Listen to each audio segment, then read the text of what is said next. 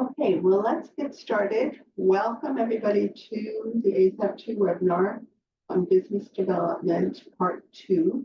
We're delighted that Rebecca Boiler is with us, and she will continue with the webinar from yesterday's session.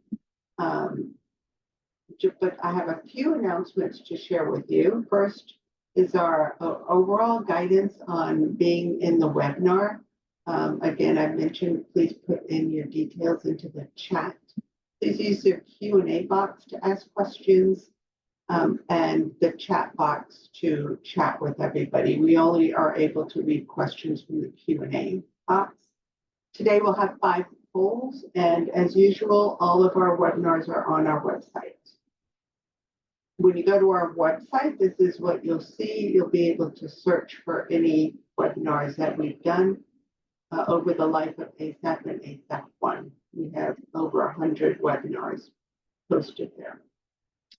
Upcoming events, we have a series of webinars this month with including French business development training, English PEPFAR expenditure reporting, English PEPFAR human resources for health reporting, and then we have a series of our closeout webinars on the 24th, 25th, and 26th. And all of these closeout webinars, we will be sharing our final document, Path to Prime and Road to Sustainability. So this is a compilation of all of our work with local partners in developing tools and resources and for individual local partners, and we turned them into templates, translated them into French, English, Swahili, Portuguese, Amharic, Somali, and Chichewa. So when you come to the webinar, you will have access to all of these materials. So it is a compendium of resources. So again, there's over 212 policies and documents that are loaded. So you'll see in this chart all of the different templates that you can download and adapt for your organization. We also have the links to all of the actual requirements, direct links, so that you have everything in one place. It's a one-stop shopping document.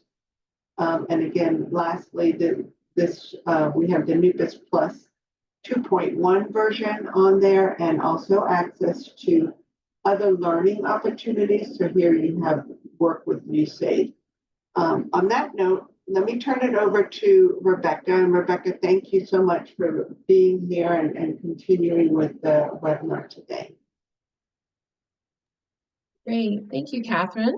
I'll go ahead and share my slides here and get us started for today. I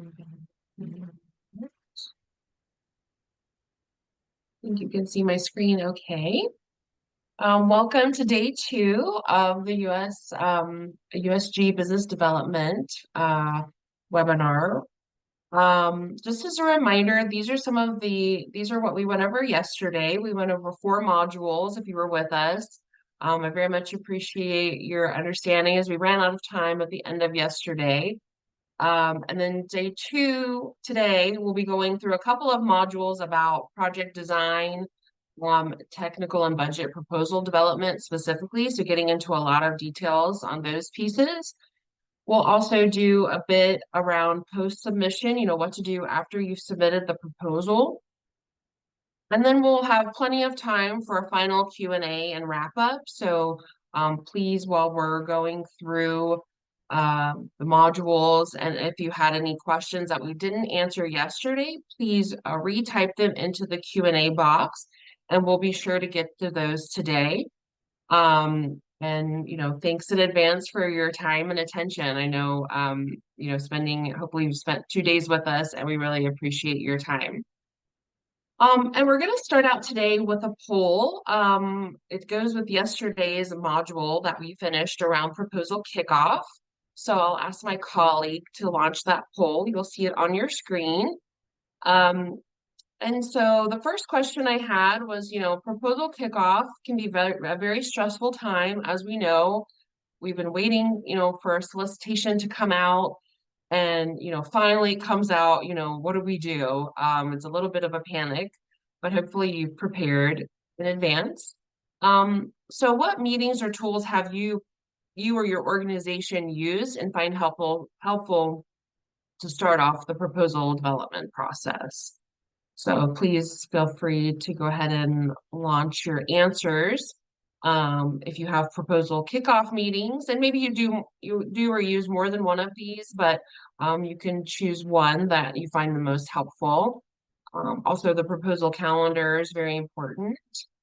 And I also went over the compliance matrix, which I'm not sure if many organizations are using that. So take some time to put in your answers. And then for question 2, when drafting the proposal calendar, what are some key dates, milestones to keep in mind? So we have when questions are due to USAID, when the final submission is due to USAID, when you are doing internal, technical, and cost reviews, major holidays, office closures, or all of the above. And then the third question, in your experience, what is the most challenging issue you face when the solicitation is released? So I'll give you a few more seconds to lock in your answers, and then we can launch into today's modules. Just curious what some of these issues you find at kickoff are.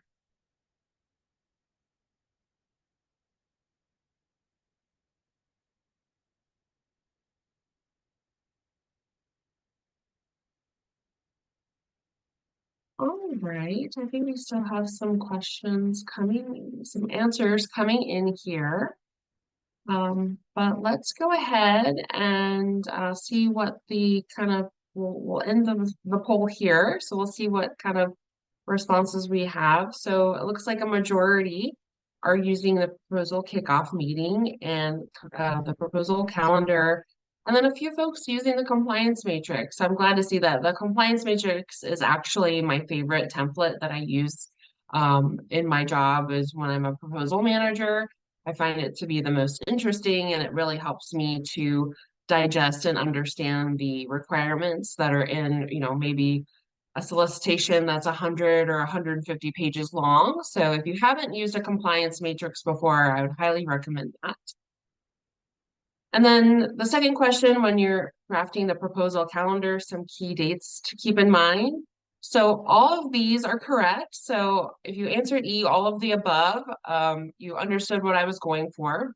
But of course, all of these answers are applicable, especially deadlines to USAID, internal reviews. And then I put major holidays and office closures because that can also have a big impact on your ability, to keep track of the proposal. If you have a major holiday and it's customary that the office is closed for several days, or it's customary that staff go on extended leave, that can cause, issues and needing to figure out a backup, for help, or, unfortunately working over holidays, sometimes we have to do that.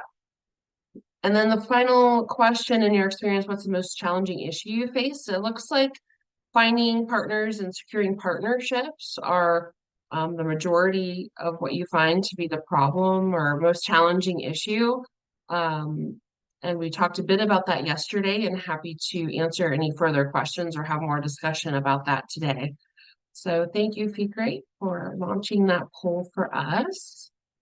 I will go ahead into our module for today.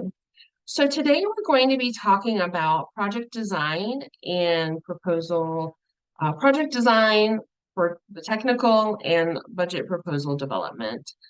So of course, these are the major pieces of the proposal, and we'll get into a lot of details around both of these issues. So today we really hope that you'll learn to understand the importance of undertaking participatory project design process prior to proposal writing, and to introduce or refresh participants in the aspects of the project design process. So this is kind of one of the most important parts of proposal development, is actually designing your approach and responding to what USAID is looking for. We'll also hope to familiarize you with what a typical USAID technical proposal looks like. So not only the technical approach, but also looking at the other supporting documents and pieces that will be scored from USAID. And then we also want to provide information on each key component of the technical proposal. So like I said, talking about the MEL plan, monitoring, evaluation, the management and staffing, other pieces like that. And then we'll get into a bit of detail about the budget that USAID usually requires, and that will include direct and indirect costs. So again, just recapping what this module will cover.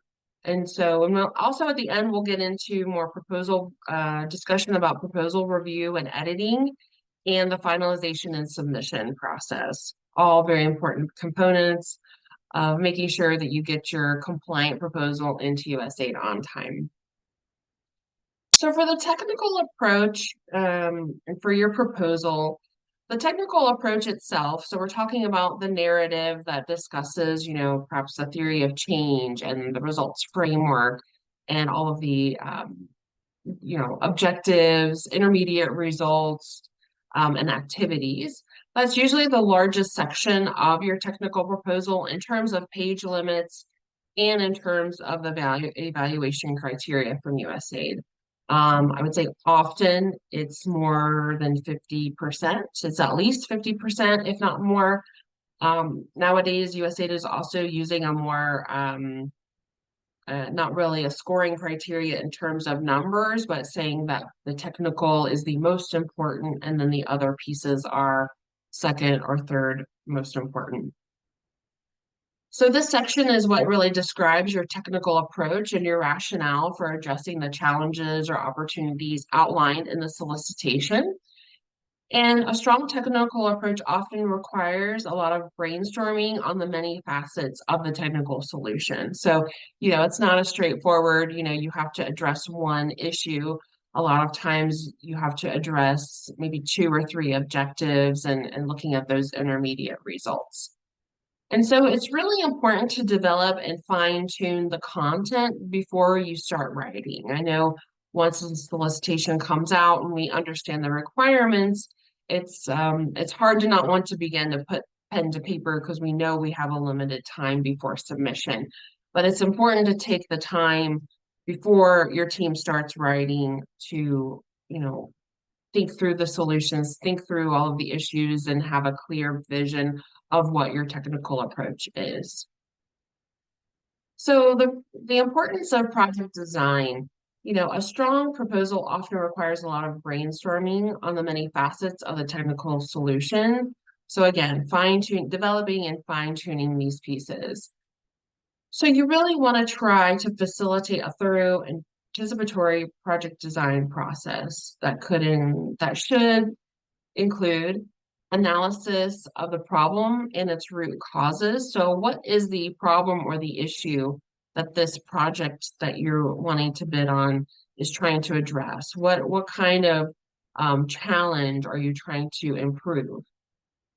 And then you also want to think about how to prioritize which aspects of the problem the project will address. There will be many contributing factors to any problem in a given project, but you want to make sure that they're in scope, what's in scope and out of scope.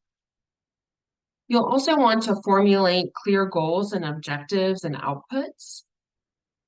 That means expected results. So, you want to be very clear and show USAID what, you understand the goal, the objectives, and the outputs to achieve those results. And then finally, identifying a set of activities that are necessary and sufficient to deliver the expected results. So what are the activities that you're going to implement and put in place to deliver on the expected results? So there's a lot of details that you have to get into, and it's usually in a very short amount of space within the technical proposal. So again, just a reminder, the main components of most USG proposals is a technical proposal.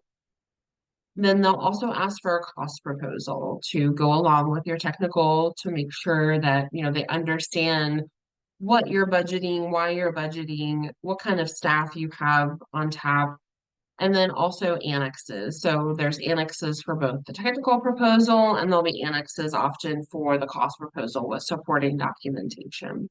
So you can see in the little graphic on the right side, there's a whole proposal package that you have to put together and submit to USAID.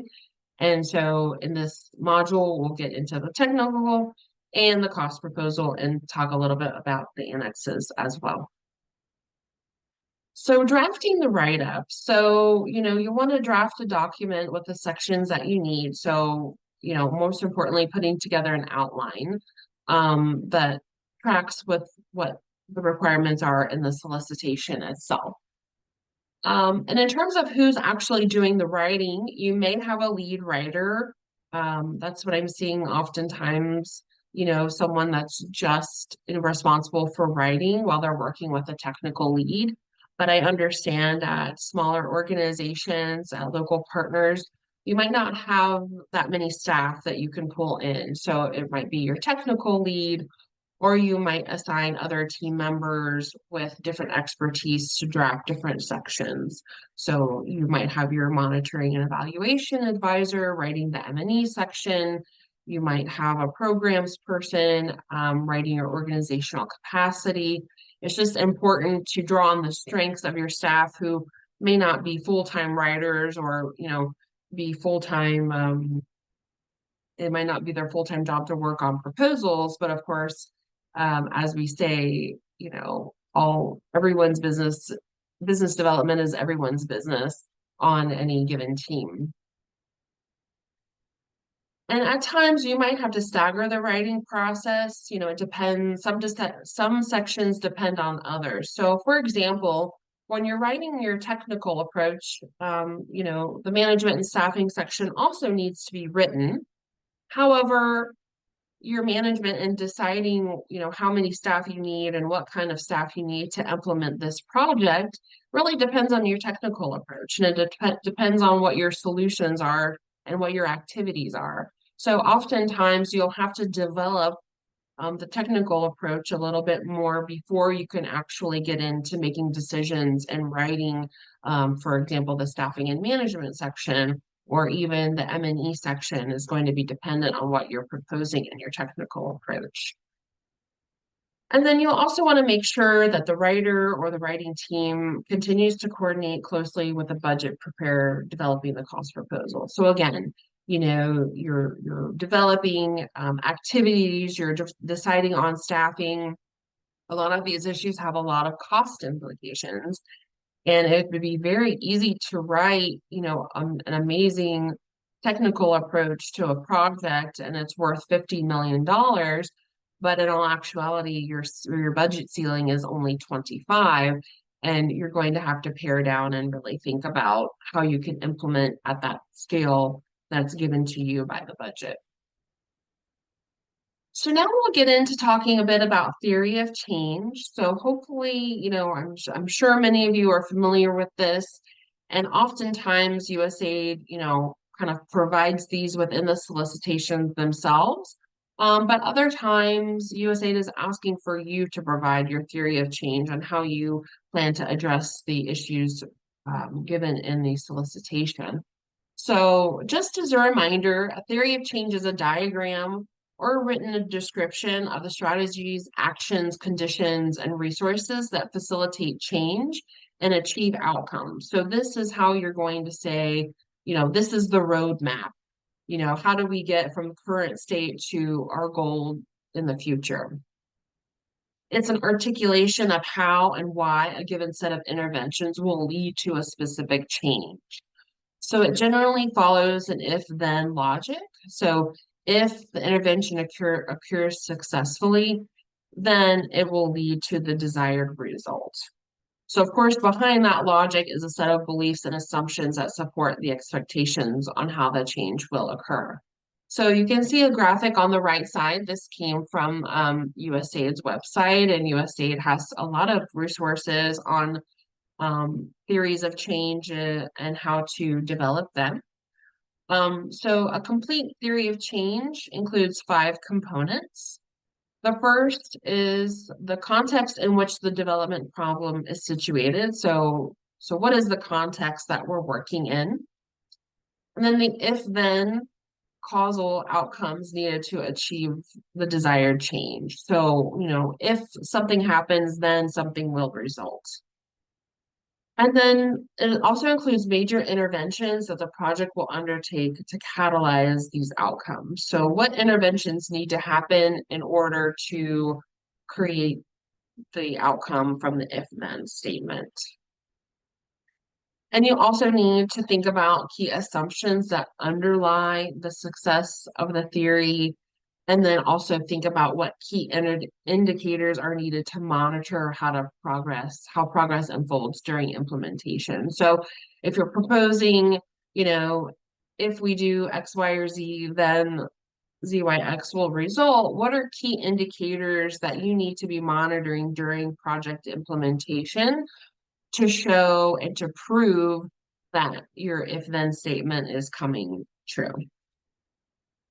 So here we have an example. So USAID's theory of change is that if it can help break the vicious cycle through alternative sentencing of youth to alternative rehabilitation centers, then youth will develop the self-esteem and self-worth they need to resist negative influences and not return to a life of crime. So this is an example that USAID provided on their website as an example of a theory of change. So you can see on the right side, it might be a little bit hard to see, but this is the logic model, with the project purpose at the top, reduced recidivism rate of youth. And then coming up from the bottom, what are the different, you know, uh, context pieces that play in and how to feed up through those interventions and achieving to the result at the top. So again, these slides will be posted on the ASAP website, so you'll be able to get a closer look if you can't see very well on my screen. And so going from that to talking about the logic model. So a logic model is a graphic or visual depiction that summarizes the key elements of a theory of change. And it's often used as a facilitation tool during the design process. So in order to get to that if-then statement, you need a way to, look at all the different pieces, and oftentimes it's a nice tool to use to facilitate that process to go through the different pieces. So there's many types of logic models. I'm sure you've all used different ones during your careers, but they include but are not limited to, logical frameworks, result chains, results frameworks, local actor-oriented models, among others. So the logic model, and its associated theory of change are included in project appraisal document that approves a project design. So this is in USAID's formal rules and regulations, the ADS. So again, that's a reference that you can see there. And a logic model is a snapshot or approximation of the theory of change. So it's not an exact representation and doesn't include all these elements, but what is highlighted in the logic model will depend on its intended application and the degree of detail that the team opts to include in the summary presentation.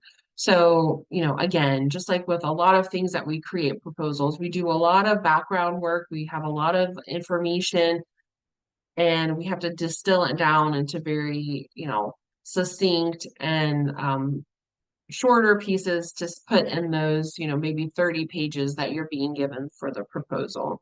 So again, another example of a logic model you'll see on your screen here. The log frame is a principal tool that's used by the international development community to help design projects to achieve outcomes. So this log frame provides a simple depiction of how a project is to function in the form of a linear chain of a cause and effect. So as you can see, if you're starting at the bottom of this graphic here, you have outputs or lower ordered outcomes. So if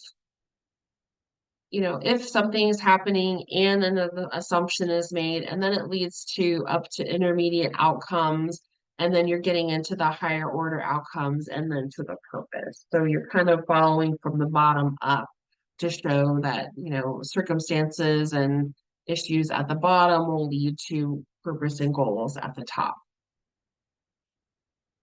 So this is really where you can kind of visually see that if-then causal relationship between elements of a project. If the outputs are achieved, as in the assumptions hold true, then other certain outcomes can be expected.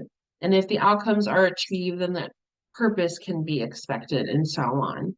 So log frames are useful representation of projects where causal links are well known and can be determined with additional expertise and stakeholders agree on the solution. So again, a lot goes into creating these, and you have to take a lot of factors into consideration.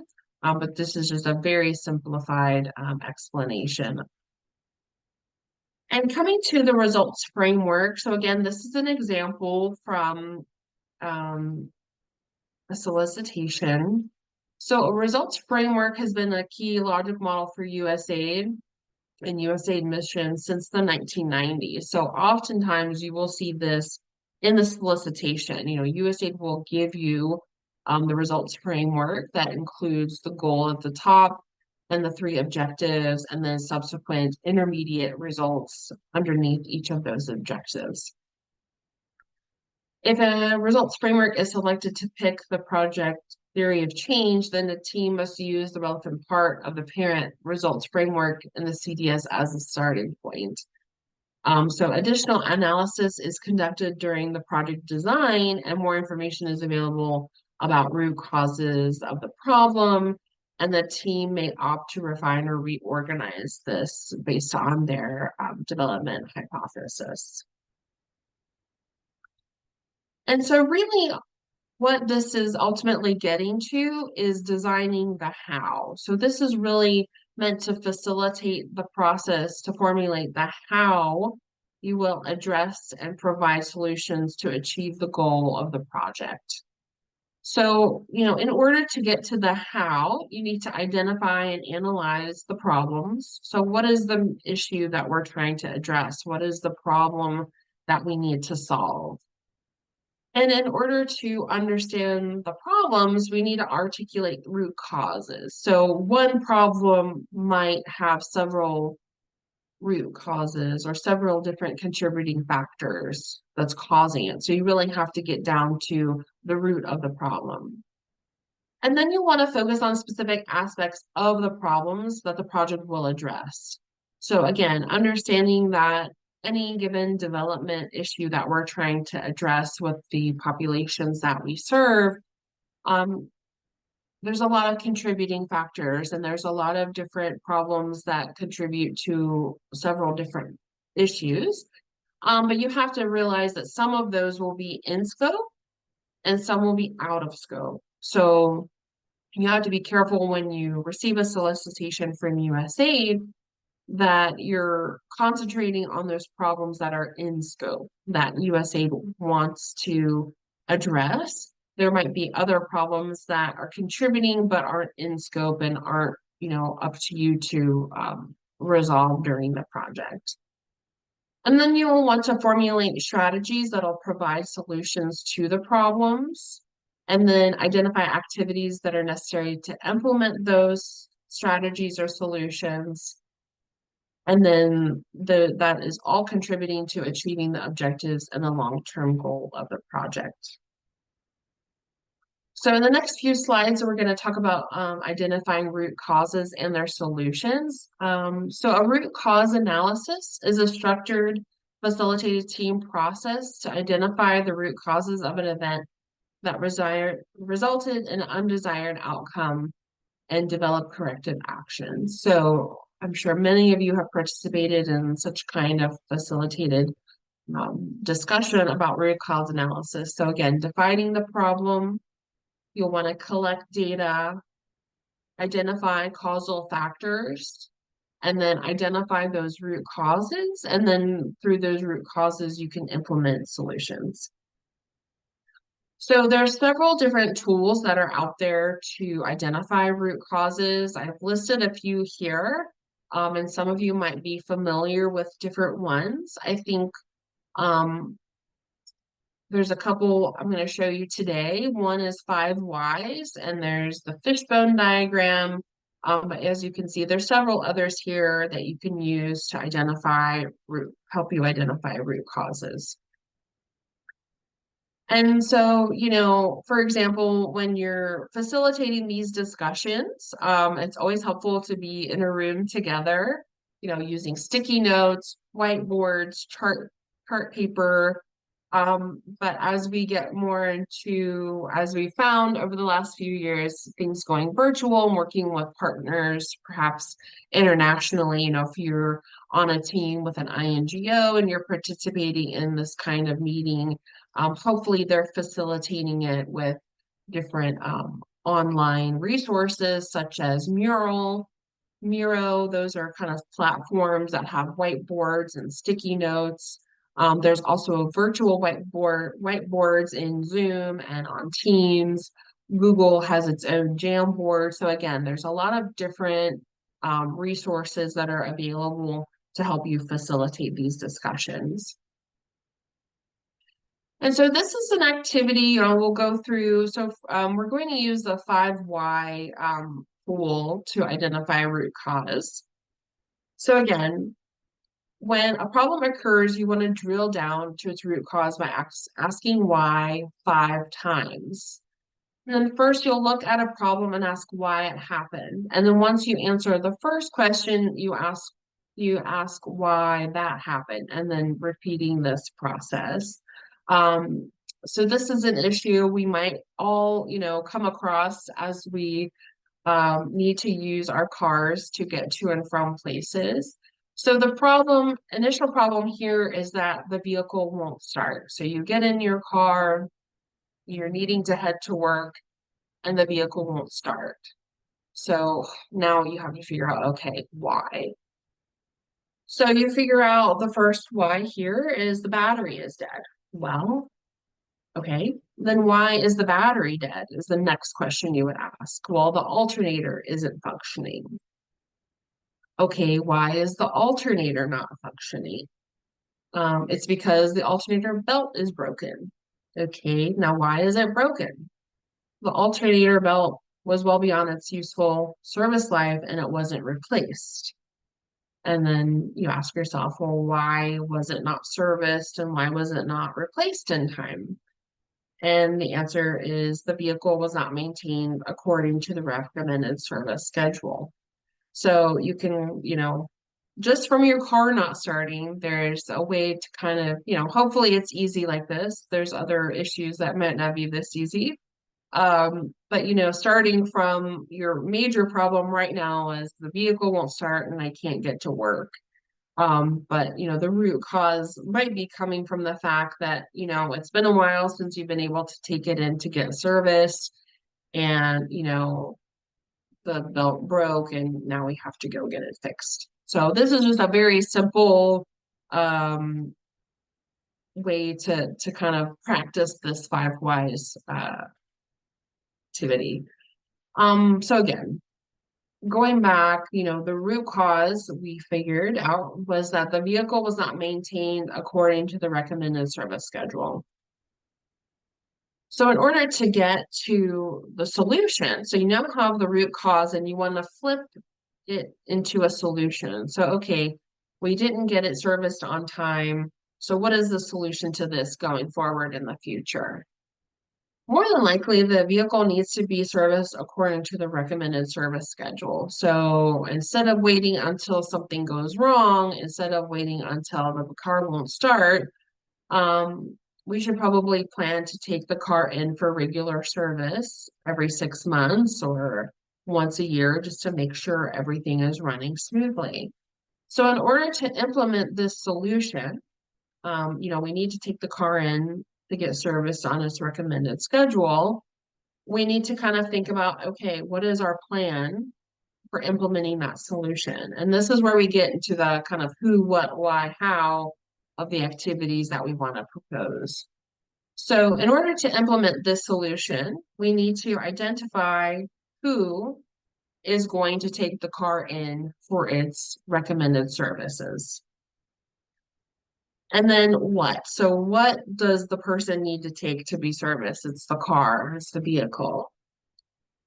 And then we need to know where to take it. So, whatever your preferred auto repair shop, but Auto Service Plus was decided as the place to take it. We've been there before. We know it works well. And then when? So when do we need to take the car in to be serviced? So we've decided here that we're going to do it in January and in July of each year to make sure that we keep the car in good running shape. So hopefully that's just a very simple example of how you take a root cause and turn it into an actionable solution to that problem. And then again, at the end of that sentence, we have the frequency. So each year. So we're taking it in January and July. But do we just want to do it one time, or do we need to continue to take it in twice a year as long as we have the car? So again, thinking about the frequency of how often you need to do the activity. So again, designing the how. So just to kind of recap on the example. So we identified and analyzed the problem, which was the vehicle won't start. And then we needed to understand and articulate the root cause of the problem. So we went through those 5 whys and we found that the battery was dead, the alternator wasn't functioning because the belt broke, and the alternator belt was beyond its useful service life and hadn't been replaced. And so ultimately, the root cause was the vehicle was not maintained according to the recommended service schedule. And then we need to focus on specific aspects of the problem that the project will address. So again, coming back to the issue of what's in scope and what's out of scope. So another issue that you could have with your car was that the back tire was flat. So not only did it not start, but the tire was flat. But when you think about the issues, the tire being flat was not a contributing factor as to why the vehicle wouldn't start. Even if the tire was flat, the car should have still started if it was in good working order. So this is something to think about, when you're designing your approaches and your solutions, is that there will be other contributing factors that will impact, in this case, the use of your car. But what's really impacting the car being able to start is a different issue than actually being able to drive the car. And then you need to think about how to formulate strategies that will provide solutions to this problem. So turning the problem into a solution. So the solution to this issue is that the vehicle needs to be repaired and serviced regularly to avoid future breakdowns. And then identify activities that are necessary to implement that solution. So, you know that the car needs to be repaired and it needs to be serviced regularly. So how do we implement that? We need to identify the repair shop and the technician that we want to take the car to. We need to actually make the repairs. And then we need to, going forward, ensuring that the car is taken to the shop on the recommended schedule. And then finally, doing these activities necessary to implement the solution will lead us to the achievement of the objectives and the long-term goal of the project, which is that the vehicle starts and is in good working order at all times. So if we implement the solution, the activity of taking the car to the repair shop on a regular basis, the car will always be ready to start and ready to go, which is our long-term goal, is that we are not stuck in our driveway with a car that's not starting. So again, when you're talking about, describing the activity, so you're describing the solutions to the root cause that you found. So you want to be sure in your write-ups that you're putting together for your proposal that you think about what. So what is the activity and the task? the how will the activity be completed, what stakeholders or other factors need to be considered, whether that's target population or geographic area. And then you need to think about who and say who is doing the activity. So which organization is leading that activity? Will partners support in any way? What staff will work on this and implement the activity? And then you also need to describe where. So where will the activity geographically take place? You know, is it in a region? Is it in the capital? Is it on a national level? Is it specific to a district? And then you need to think about when. So when will the activity occur? Is it in month 1 of the project, or is it across all 5 years? Is it an activity in year 3? And these are all, you know, issues that you need to be prepared to describe in detail when you're putting your proposal together. So some other tips when you're creating your technical approach is, I mentioned this yesterday, but aligning your technical approach and your proposal with USAID's CDCS. So that's the Country Development and Cooperation Strategy.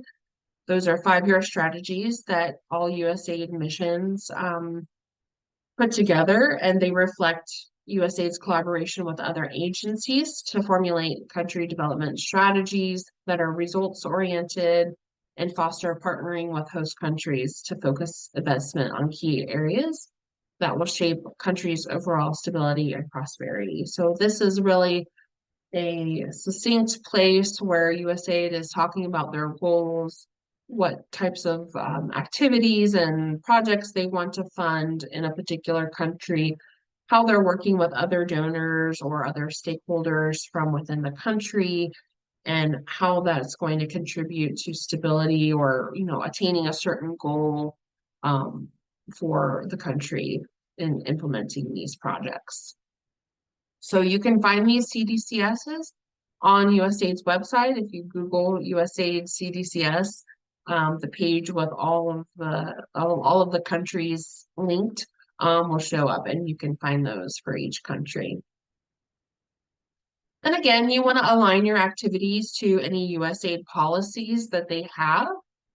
So for example, USAID has published in 2023 the Gender Equality and Women's Empowerment Policy, and they also have a youth development policy that was updated in 2022.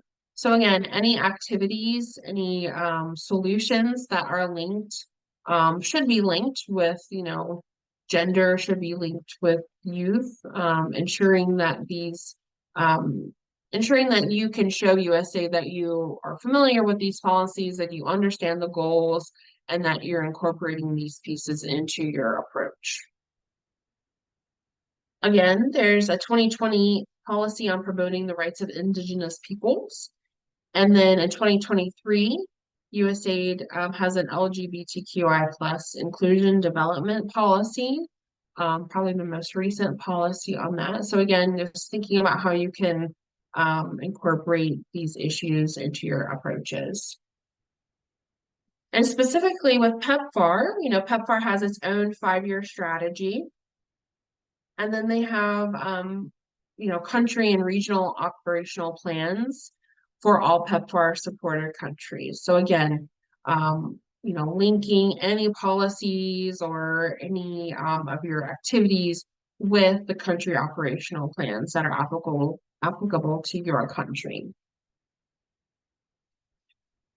And, you know, and doing all of these exercises and, you know, gathering all this data and facilitating these discussions, you want to be sure that when you're presenting your solutions or your activities, that you're providing evidence that this solution works, or be clear that the activity is a pilot. So if it's not something that's been done before and has evidence and proof behind it, you can, you know, you can design a pilot and you know, implement that in the first few months or years of the project to see if it's going to produce the results that you think it will produce. Again, use USAID data whenever possible. I know USAID publishes a lot of data and has a lot of information available on different issues. In your proposal itself, references to any research papers or again, policies or other data that's available to support your solution. So you'll have footnotes or endnotes that will be references to these evidence pieces. And you'll also, if possible, want to reference results from previous projects that you or your partners have achieved, or results from other peer implemented projects. So again, this is where a lot of the evidence base comes from is, using different solutions, different activities that other partners have already implemented and have shown to, work, have evidence to show that they're a solution that can work. So, again, pulling those in, especially if it's from a project that you or your partners have implemented, is great. But if you're using something that another partner created, that's also fine. A lot of times, these just become kind of USAID, best practices. So here's just a list of different evidence resources and clearinghouses. Many of them are from USAID itself. So again, if you check the Development Experience Clearinghouse, this is where USAID uploads all of the different programs and, evaluation reports, peer-reviewed journal articles, any reports from previously implemented projects are going to be on the deck. They also have a development data library. So this has machine readable data in there. There's a USAID resource portal with different, it's a portal with the different knowledge management platforms and associated research that's uploaded there. There are country roadmaps and then the International Data and Economic Analysis portal. So again, these are linked in this PowerPoint, and again, this PowerPoint will be on the USAID and on the ASAP website probably later this week. There's also other third-party evidence clearinghouses. I'm not as familiar, but I'm sure your M&E colleagues have their go-to sources for evidence and data. And then, of course, other U.S. agencies have their own evidence clearinghouses. So HHS, who that oversees CDC, Department of Education, Department of Labor, they all have their own kind of clearinghouses. And so again, here are some other links to resources. Some of them I used today when I showed the examples of the root cause analysis and other pieces. So the USAID Learning Lab is a great resource and has all different types of examples and instructions on how to create logic models or theories of change. So definitely check those out. So project design and lessons learned. So if you have any tips or lessons learned that you can share with the group, I know please feel free to put those in the chat, or if you have issues that you would like advice on, you can again put those in the chat. I think working with different partners, especially if you're, a sub working with a prime partner, I think that's a big opportunity to learn how other organizations kind of go through these design and development process. I know there's different modules and different training that's available out there specific to these issues that I think even USAID has put together. So, definitely think about what your lessons learned are from previous project design activities and think about how you can, if it worked great, how you can kind of institutionalize those processes for your own organization. And if you've run into issues or challenges, thinking about reaching out or exploring other resources to help you kind of overcome any of those challenges. And so now we're going to turn to some other pieces of the technical proposal. So we've designed our technical approach. We know what our goals and our solutions are. We know what activities we want to put in place. And so based on what we've designed and then based on the requirements of a solicitation, Again, usually in the management section, we need to identify and describe our partners. So, why have we chosen these specific partners? What are their roles on the project? How are they going to participate in these activities? In the management section, you'll also want to talk about how you'll establish a presence and configure different offices. So if you need to open a field office in a district, or if just having your office in the capital is enough, or if you're going to co-locate with the Ministry of Health or any partners out in the field, this would be the place to describe that. And then this is also the place to describe lines of authority, communication, and reporting among your staff or the teams that you'll be working with, how you report to the donor and other stakeholders. It's really a way to say, okay, we know what kind of activities we need to do to accomplish these goals. But this is how we're going to keep our donor informed. This is how we're going to keep other stakeholders informed and participating in the process. And of course, with the staffing plan, that's where you'll identify key and non-key personnel and how you'll obtain other technical expertise if needed. If you'll bring in other short-term technical experts along the way. And note that usually CVs for key personnel are required to be submitted with your proposal, and they must describe and demonstrate qualifications and that they meet requirements. So oftentimes within the solicitation, USAID tells you that your chief of party needs to have a master's degree, that they need to have so many years of experience, etc. And so the CV is the place where you will show that your candidates meet all the requirements as outlined by USAID. And then oftentimes you'll also be asked to submit an organizational chart. And this is a visual to show how your staff is configured. What are the lines of authority, who's reporting to who, which staff are key, where staff are located. Again, if you have, your national office and then you're opening a regional office, showing which staff are located where and how they'll work together is very important. And then it can also be helpful to include a matrix that shows the qualifications of each individual you propose for key personnel alongside those minimum requirements. So not only showing,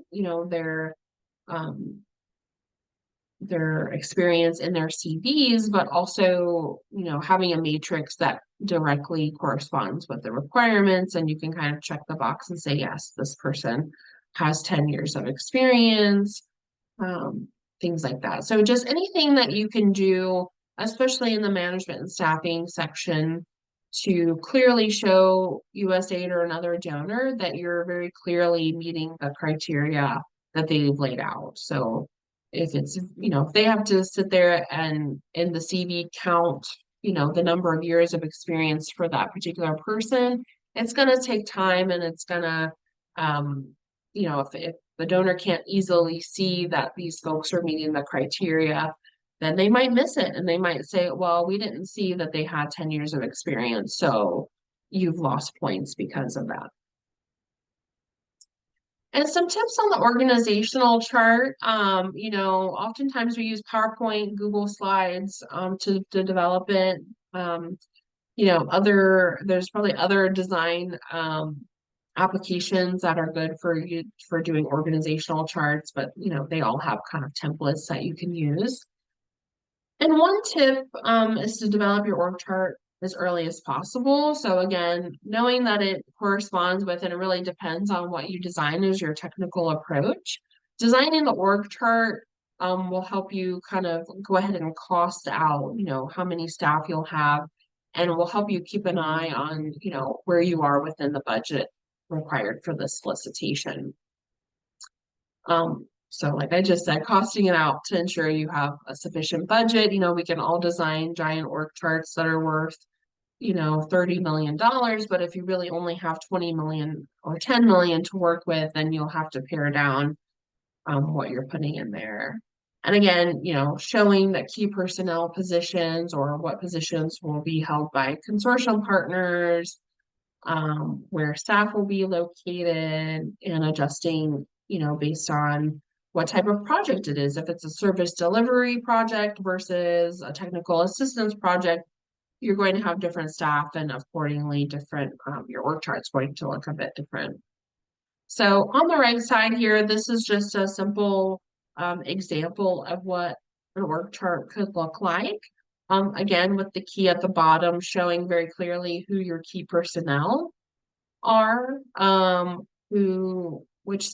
which staff are based in the project office, which staff are based in a facility, which staff belong to partners. This is just an easy visual way, again, for USA to see what kind of staff you're proposing, what kind of offices you're proposing, etc.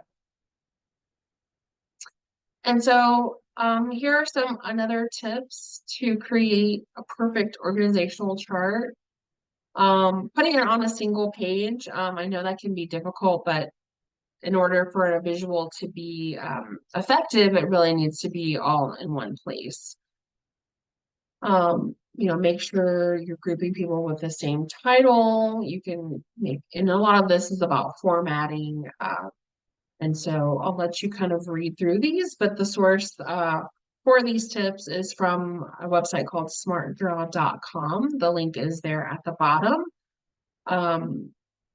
So, just making sure that your org chart is easy to understand. And so oftentimes, especially during the review process, this is something that's really important to have outside eyes, because it might make sense to you in your mind because you created it. But someone who's not familiar with the project and not familiar with, your design, have them take a look at your organizational chart, and they'll be able to tell you very easily if it makes sense or not.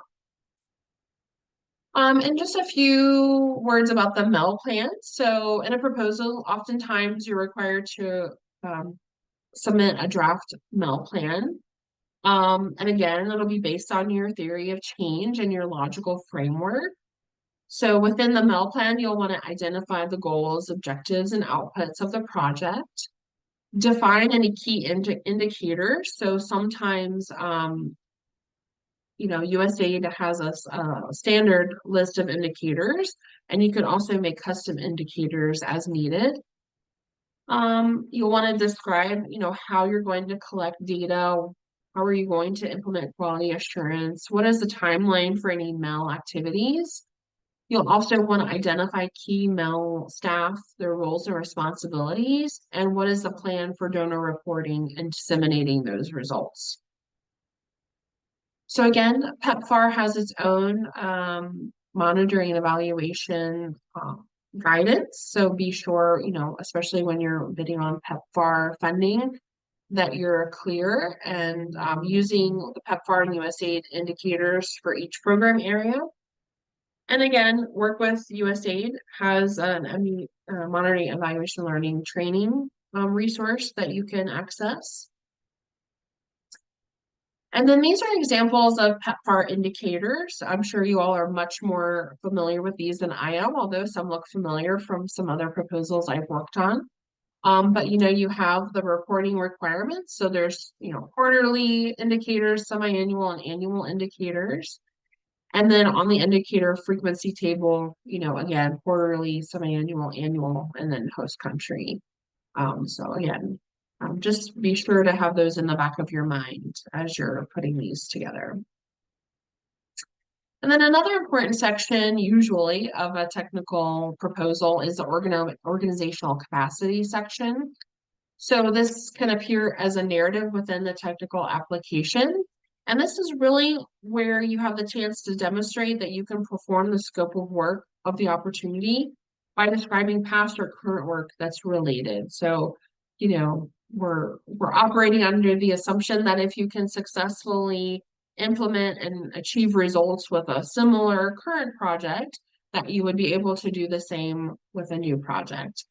And this could include experience from the prime and any consortium partner. So you want to show as a team that you have all of the capabilities and past experience to implement these projects. And again, experience as a sub-recipient is still relevant. So even if you haven't been the prime on another project, but it's within your scope of work, be sure to include that experience. And then history of performance or past performance. This is similar, but it's another section, oftentimes where USAID wants you to fill out templates similar to what's up on the right of the screen here. And this is where you would put information about prime recipients and partners in the annexes. And this template is provided by USAID usually. And it's used to describe specific projects that you've implemented related to the scope of work. So this really gives, the period of performance, the dollar value, the type of award. And then you'll notice the last section is contact information. So this is actually where they want you to input contact information of the donor that you were working with, because USAID will contact those people and ask them how your organization performed on that particular project. So you want to be really careful and mindful about what projects you present and make sure that those are your best examples, that you achieved results, that you implemented the project well, and that your donor will only have good things to say about your performance.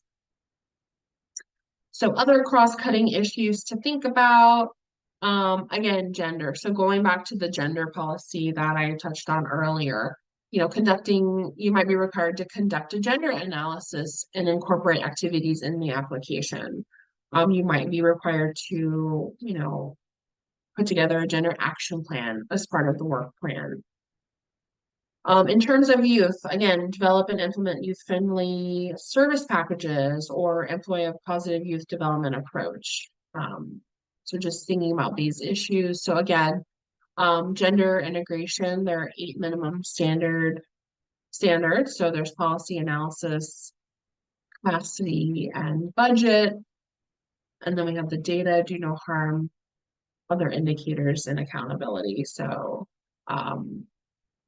just to keep in mind that there are, for different policies and for integration of these pieces, that there are kind of standards, industry standards to follow.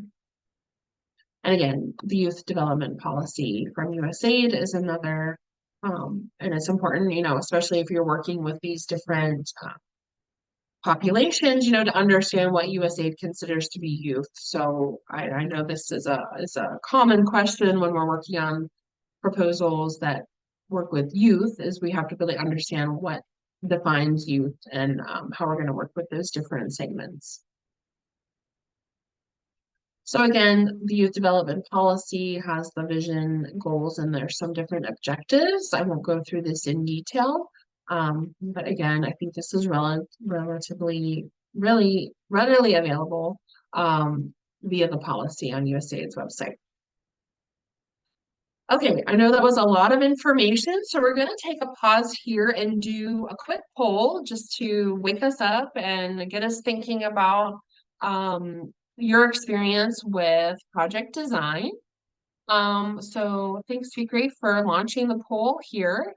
So I'm just curious if you have experience designing or creating a theory of change. Yes or no, very simple. I'm just curious of the experience of folks here in the webinar today. And then the second question here is, given the many parts of the technical application, what do you find the least challenging, or what do you find the most challenging? I'm just kind of curious to get a sense from you all, if technical approach, no problem, or if you find that more challenging than, say, putting together your MEL plan. So we'll just give you a little bit of time to put in your answers here.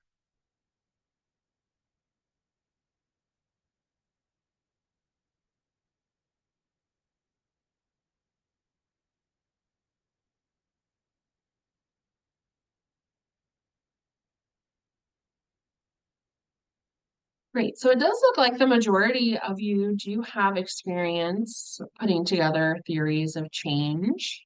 This is kind of going up and down, but I would say it's still a majority.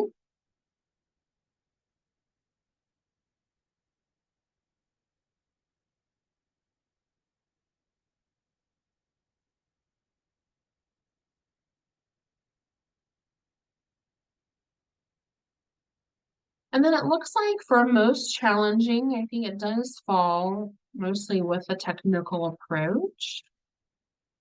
I think a lot of you find organizational capacity, past performance easy. Hopefully that's the case. Perhaps putting together the MEL plan is kind of in the middle of the road there.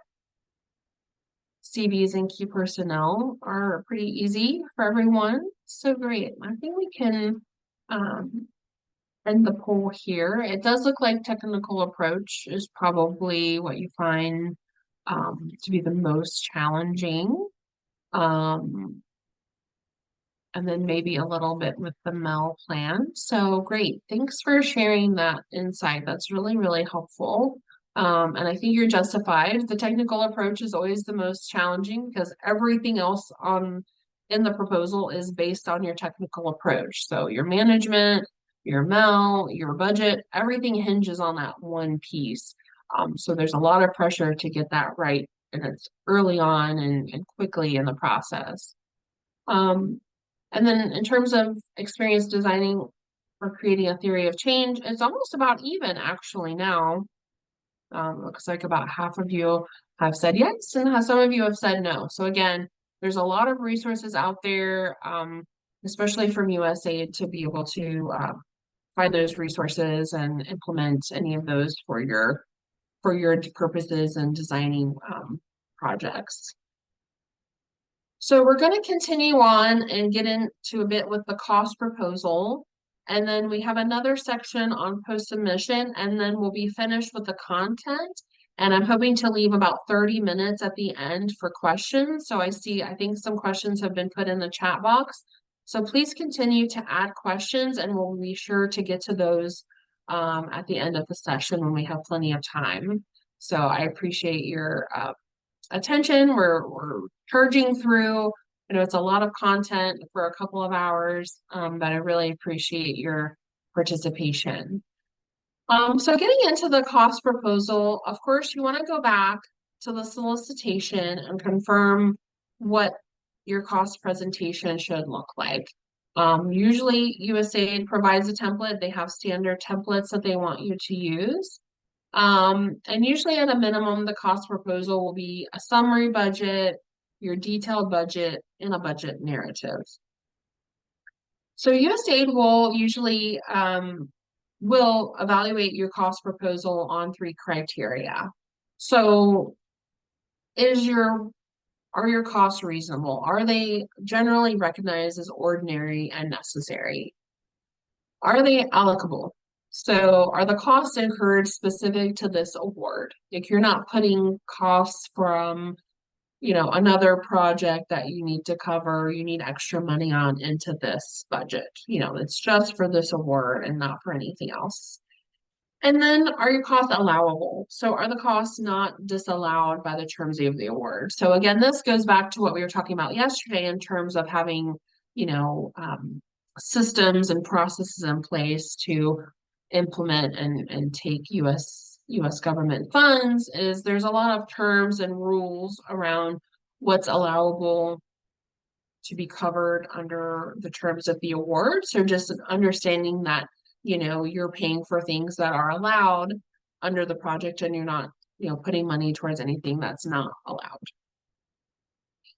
And you always want to make sure that the budget aligns with your technical proposal and your work plan. So, you want to ensure that the budget is reflecting exactly what you're proposing in your technical approach. And, always coordinating with other teams is a key to successful budget development. You can't just tell, your finance person, go create a budget for us and then we'll submit it at the end. There has to be a lot of meetings and alignment to make sure that your budget is correct. So this should probably look familiar if you've done a USAID proposal before.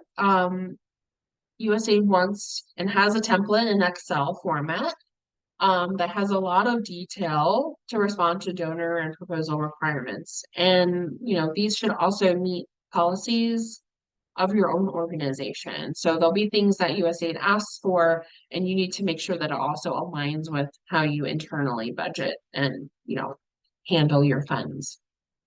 So you'll see on the left side, that's the summary of all 5 years and what the total costs are for each of these line items. And then on the right side, you're getting into more detailed of, what are your labor rates, what are your local staff rates, home office, travel, equipment, etc. So a lot of detail, as you know, goes into these cost proposals. So this is just a recap of the different budget categories that you'll be required to respond to within your budget. You have to have your salaries for your personnel that are working on the project, any fringe benefits or allowances for those staff. You'll have to detail any travel or transportation that is needed to implement the project. What equipment or supplies do you need in order to implement the project? That can include computers, vehicles, anything of that nature. You'll also want to clearly define any costs around consultants that you might be using, and then other direct costs, which are estimates for operational and program costs. Indirect costs that can include the de minimis or a NICRA rate. And this is applicable towards, whether you're bidding on a contract, a grant, or a cooperative agreement. The U.S. government is looking for all of this information, no matter what. And so once you've put this budget together, then the budget narrative will explain all these categories with sufficient detail about how the funds will be spent. So providing justifications, providing descriptions of what the type of equipment is and what it'll be used for, and those kinds of things will be in the budget narrative. So just a few things about salaries and wages. So every solicitation will ask for a list of key personnel and staff required.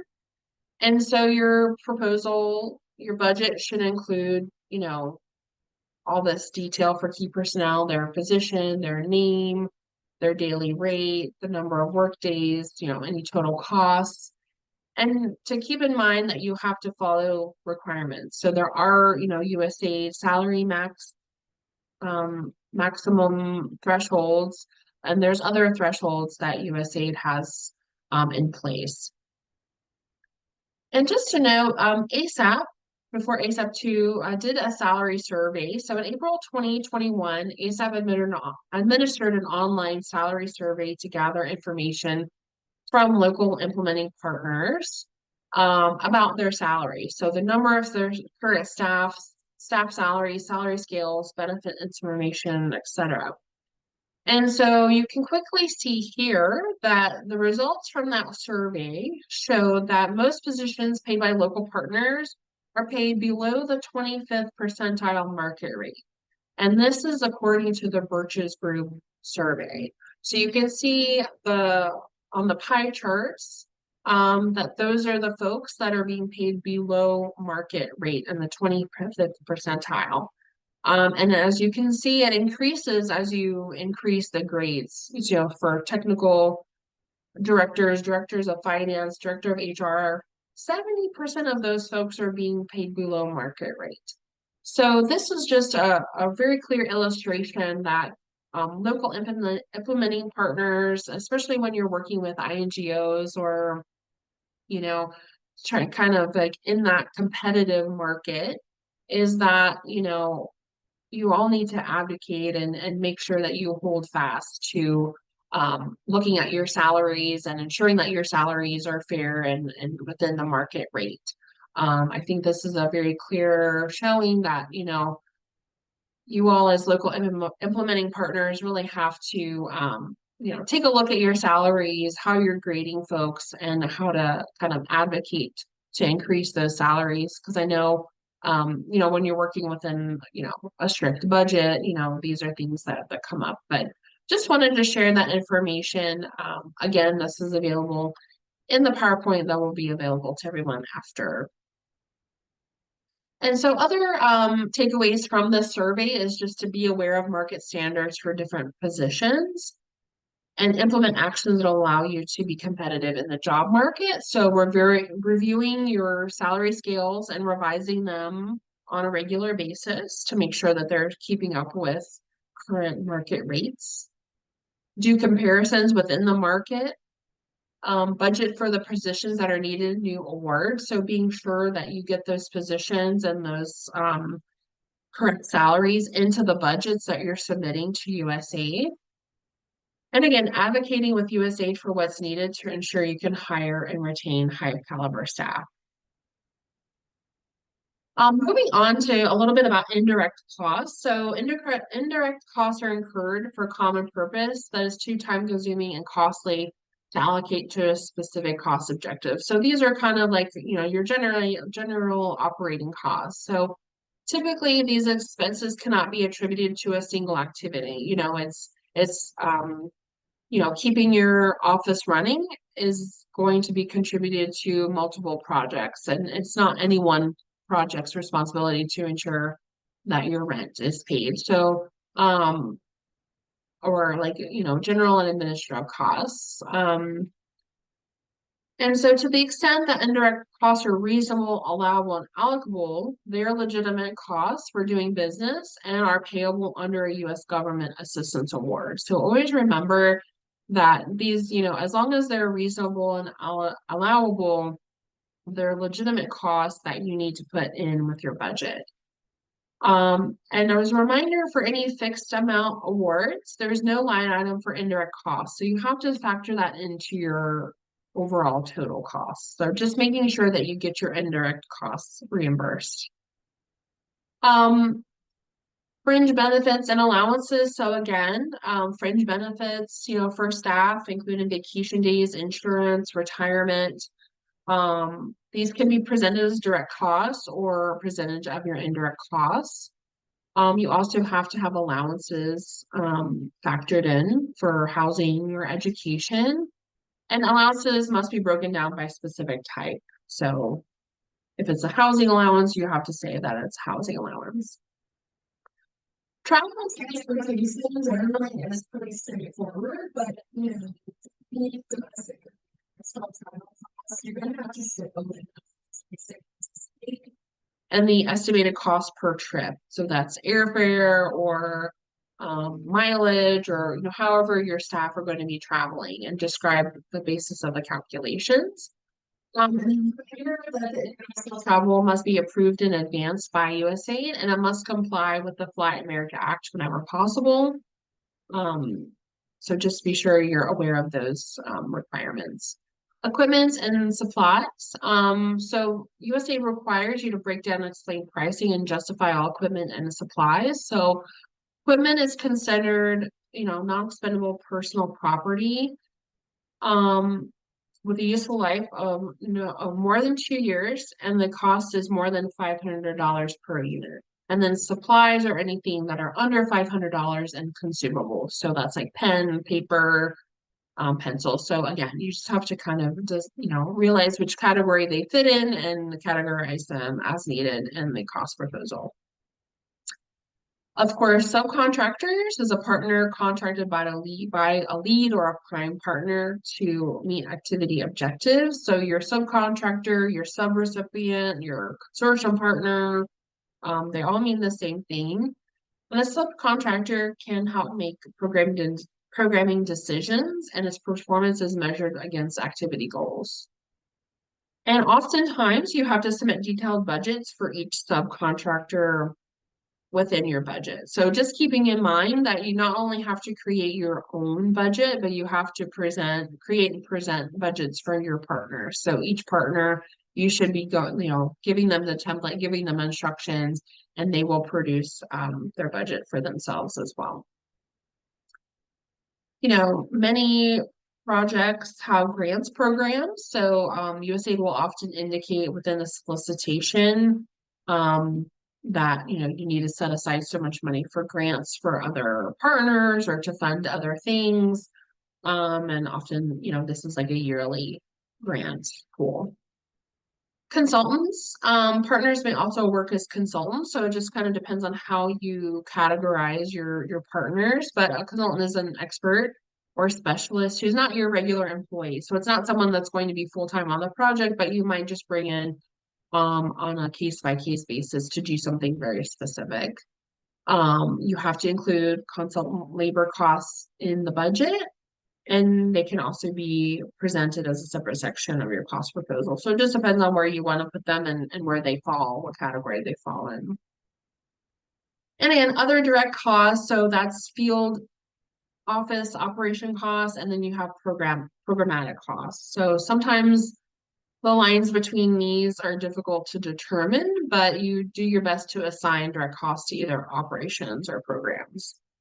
And then again, going back to indirect costs, they're expenses that can't be attributed to one activity. So, the couple of ways indirect costs are determined is, established partners often have pre-approved rates like a NICRA, that's a negotiated indirect cost rate agreement with U.S. government, with USAID. And then new partners without a NICRA may opt to budget costs as direct costs, or they can propose a rate such as the 10% de minimis rate. So I think this is kind of another summary, but now there are two ways to do this. So there's a 10%, it has been 10% de minimis, but after October 2024, the de minimis will be 15%. So I can tell you that this, and I'm sure all of you will already know this, but I think this has been a subject of conversation about, is 10% enough? So I'm happy to see that this has been increased to 15%. I'm sure all of you are happy to see that. It still might not be enough. I'll leave that for you all to determine and discuss, but I think that is good progress that USAID has heard feedback from over the years that the 10% de minimis hasn't been enough. So I think that is a great way to show that USAID is listening and takes feedback, and your advocacy, advocating for yourself as local partners to USAID is very, very important. And again, the NICRA, well-established partners, normally INGOs, US-based organizations have an approved NICRA. And these are negotiated each year. And there is a process to get a NICRA. I think there are non-US, organizations that have a NICRA. It just depends on, what the process is. I'm not super clear on that, but I know there's been other ASAP 2 webinars about indirect costs and de minimis. So definitely check those out. Let's see, this is just another kind of nice depiction here of what the de minimis rate is. So all local nonprofit organizations are entitled to that 10% de minimis. So if you're working with an INGO, it's not whether they give you permission, you get 10% regardless. It must be included in your budget. But no supporting documentation is needed. So if you don't have a NICRA, you get the de minimis and you don't have to add any other documentation. Now for a NICRA, you do have to provide this documentation with each proposal that you submit, and you have to work these rates into your budget. I'll do a quick summary on cost share. I'm sure some of you are familiar with this, but sometimes in USAID proposals, USAID asks for cost share. So they determine a certain percentage of funds that the applicant needs to contribute to the project. So it's what resources the recipient is contributing to the total cost of the project. It is a condition of the award, and it will be approved with the budget, and it will be something that the recipient has to report on. And only non-USG funds or in-kind items not donated by the USG count towards cost share. So you can't use funds from another USG project to count towards cost share because that's coming from the US government. So you can see, there's just, again, different categories. You could, volunteer staff time, you can use office space, perhaps someone, volunteers or donates money or other materials, those can count as cost share. And so at the time of proposal, it's just really important to not over promise on cost share because it does, again, become an element of your award that you have to report on and be held accountable to. So it's important to probably be conservative and realistic when you're making these kind of assumptions at the beginning of the project. And you can develop them as the project is implemented. And then the budget narrative. So this includes an explanation of all those budget categories we've went through. It includes descriptions and justifications, and then it provides sufficient detail for USAID to decide if your costs are allowable, reasonable, or allocable. And you just want to make it really easy to understand, make sure that it follows the format of your Excel budget, that they can easily crosswalk. And, you don't really want to just show mathematical calculations, but it's really where you explain the rationale for a particular cost and justifying those quantities or, costs. So this is just an example of a budget narrative. You can see on the left side, on the right side is the budget itself. And then here on the left side is the explanation for why you have included those 3 round trips. So, you're describing you have 3 trips at $1,500 a piece to and from a particular place. You're showing that the airfare costs are based on Fly America compliant regulations and that there's 3 trips per year. And the same with the per diem and lodging. So along with travel, you have to show your per diem and what you're paying for lodging, ground transport. So again, providing that justification and showing very clearly that, we've budgeted this and this is how it's crosswalked with the budget narrative. So again, we're going to take a quick pause to do another poll regarding the budget narrative. So our budget cost proposal, excuse me. So there's just a couple of questions here. If you can share which component of the budget do you find the most challenging? So first answer is deciding or finding the needed information to create the budget. Using USAID's budget template, compiling the budget narrative, or deciding how to charge indirect costs. So which of those do you find the most challenging when you're putting your budgets together? And then the second question, just curious on how your organization recovers your indirect costs. So do you have a NICRA? Do you have the de minimis? Do you charge the de minimis, or do you direct charge your costs? So we'll just give you a few more seconds to record your answers.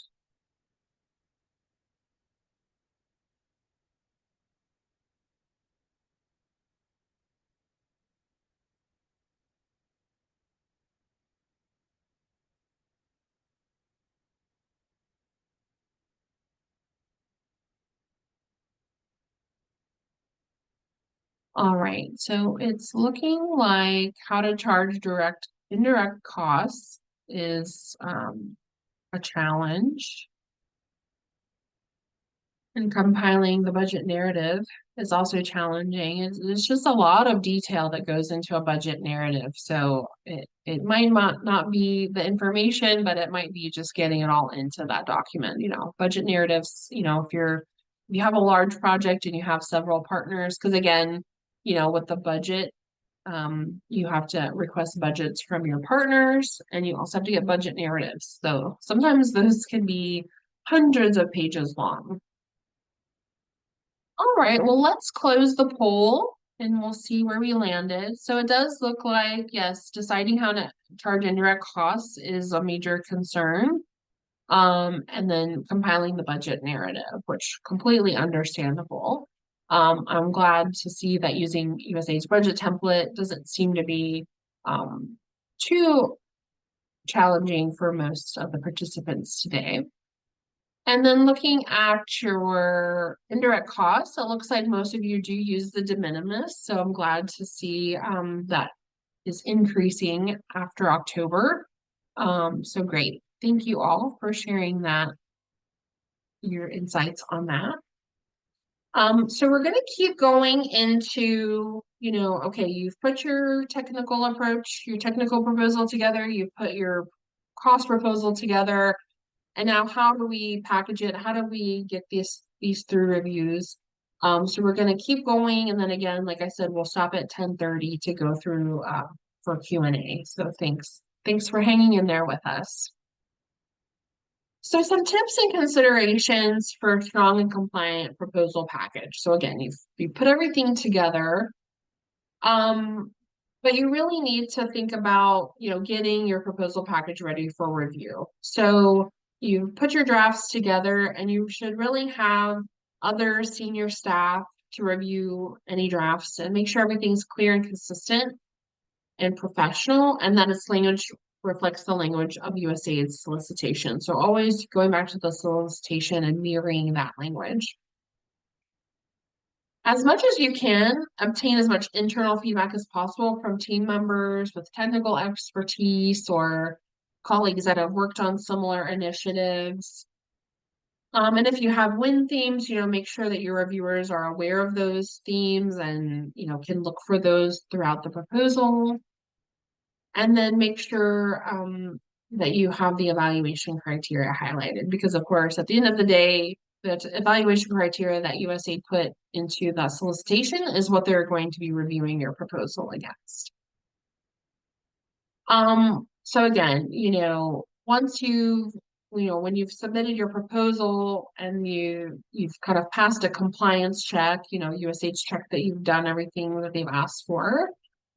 There's usually, several factors that determine, if your application meets expectations. So past performance, costs that you're getting, USAID's getting the best value for their money, and responsibility. The agency is considered financial soundness and business integrity of your organization. So they trust your organization will be responsible with the funds. So some other writing and editing tips is you want to be sure that your proposal grabs and it maintains the attention and interest of your reader, and that they're not, falling asleep on page 3 because it's just solid text and, doesn't have any graphics or text boxes that can really grab their attention. So you want to be as clear as possible, avoid jargon, avoid overly technical language. Don't assume that everybody reading the proposal has your level of knowledge or expertise. Spelling out acronyms the first time is really important. And being consistent, so maintaining a consistent tone or voice in your narrative. And, deciding when to use we or our, or if we're using third-party language, third-person language, just be sure that you're being consistent and carrying that through, even if other people are writing other sections. And then be professional, of course, avoid informal language, contradictions, be sure you're reading your proposal from the point of view of USAID so that you can be sure that they'll understand what you're talking about. And then again, mirroring no full language. So using the same terminology that USAID is using, speaking directly to the evaluation criteria. These are all really helpful ways to, ensure that USAID is understanding that you all are on the same page. So these are just some tips to ensure you're compliant with the solicitation. So, creating a checklist for everything that's required with submission. Only provide what the donor is asking for, and for things that are being evaluated. You don't want to add other things that USA didn't ask for or aren't being evaluated, because that will cause confusion. You have to be sure to adhere to the submission deadline, make sure you're meeting those eligibility requirements. You have to comply with the instructions, so including page limits. If you're submitting something that's beyond the page limit, they're not going to read that. And again, going against the evaluation and, making sure your proposal aligns with the evaluation criteria. So there's some different points at which you will want your proposal to be reviewed during the process. So you just kind of have to decide internally at your organization, what are those particular review milestones that you want to have in place and that you follow for each proposal. So perhaps you want to have a review for early design stage, make sure that your design, make sure that your solutions to the problems are on track. Midway through, again, looking at the project design, proposal development, all the other pieces, you might want to do another one before submission just to make sure all the pieces are there. And then you want to plan for separate reviews of the different aspects. So having, folks look at the technical and M&E, management, and staffing. You'll also want to have your budget reviewed to make sure that it's compliant with what USAID is asking for and your own internal policies. It's helpful to identify staff that are not on your proposal team to do these reviews so that they are coming in from the outside, that they're not already familiar with everything that you're doing, that they have an objective eye, and just making sure that they know well in advance, that you're going to be asking them to do this. And following a consistent process is really important. So the reviewers have clear deadlines. And that they know what they're, evaluating and scoring against. So here are a lot of different types of reviews. I'm not going to go through all of them, but, you can really decide for yourselves and your organization of what reviews you think are most important. I mean, ideally, we would do all of these, and I think mostly they do happen at different times. It just might not be a formal, sit down review, but, if you're assessing proposed partnerships, that might be a quick meeting to say, yes, our partners are filling the gaps and we've chosen the right one. So there's just some ideas here of different types of reviews that you could implement. And of course, as always, time management is key. Keeping reviews on tight schedules, but also giving reviewers enough time to actually read the documents. Oftentimes, everybody has another day job that they're doing. So you might have to give folks a day or two to read through your proposal. Having someone like a proposal manager to keep the schedule on track is really important. So just, being sure everyone's on the same page about that. And so for proposal finalization and submission, you always, again, want to allocate plenty of time for this on your calendar. It often gets shortchanged at the end, but you really want to make sure that you've put all of this work into your proposal, and you want to take time at the end to make sure that it's polished and that it looks professional. So you always want to have a copy edit, searching for correcting any spelling errors, grammar, that you're using consistent words, that you're using the right acronyms. You'll also want to be sure that your formatting is correct so that you have, the right headers and footers, that the page numbers are on each page, you have the signatures that you need, tables and text boxes look right. You just don't want anything to kind of look strange and then make the reviewers wonder, well, why is that text box falling off the page? Or I don't understand what this table goes to because there isn't a label on the table, something like that. And then you want to have time for packaging. So, you have all these various components of both the technical and the cost proposal, and you want to be sure that you're compiling them in the correct order, that they're all individually page numbered and that they have the headers and the footers. But you want to make sure that the whole thing is compiled in the right volume. And then any final compliance check or sign off, anything that your organization has decided, okay, before submission, the executive director needs to, flip through the proposal and make sure that they, agree that it should be submitted. So some tips for proposal submission. It's really important and really do your best to try to submit your proposal 24 to 48 hours before the deadline. And I say this just because there have been, IT problems or other last minute issues, the power goes out, the internet goes out, you don't want to be submitting your proposal an hour before the deadline and your power goes out, or for some reason your internet isn't working. So you want that time and enough time um, to ensure that USA, receives your proposal.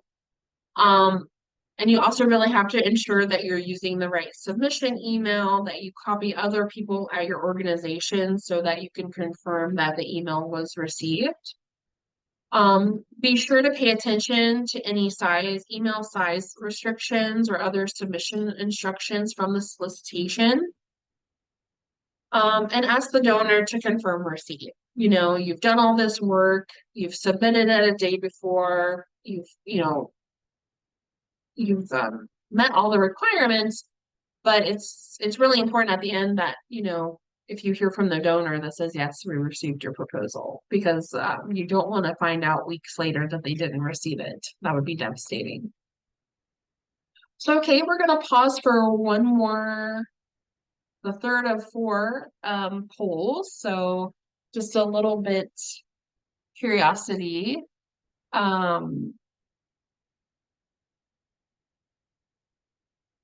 Or is this the right poll? 3 grade? What is a poll 3?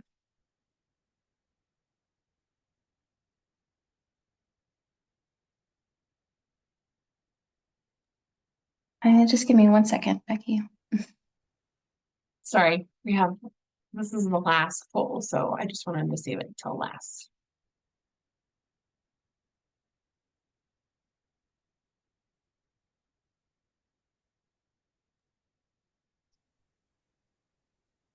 All right, I might have to get our IT to assist, so maybe we can move Well, forward from that's now. okay.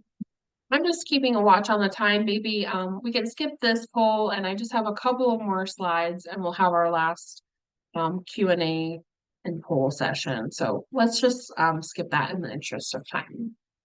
Thanks all for understanding. The time goes so fast when you have so much information to go through. So I appreciate you all hanging in with us. So the last module here, post-submission. So you've submitted your proposal, you've taken your deep breath, you're glad it's finally over after working on this proposal for 6 weeks. So much stress, so many challenges, so many last minute issues to deal with. And you might say, well, we submitted our proposal, aren't we done? Do we still have to keep talking about this? And I would say yes, as best practice, yes. Even though you've submitted your proposal, there are a few things you can do after submission to make sure, that you're doing some things to help institutionalize good practices. So one thing you can do after submission is to hold an after action review. So this involves the proposal team. Maybe you'll invite reviewers.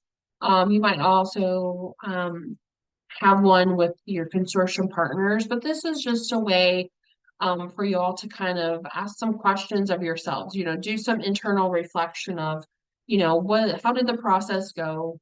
What were our strengths putting this proposal together? What were any weaknesses? How do we improve if we did have any weaknesses? How do we improve the process for next time? Because there's going to be a next time. You're going to continue to work on proposals and hopefully, continue to apply for U.S. government funding. So debriefing and getting an idea from team members as to how you could improve the process for next time, I think is really important. You can also try to prepare for the donor to come back with any questions or clarifications.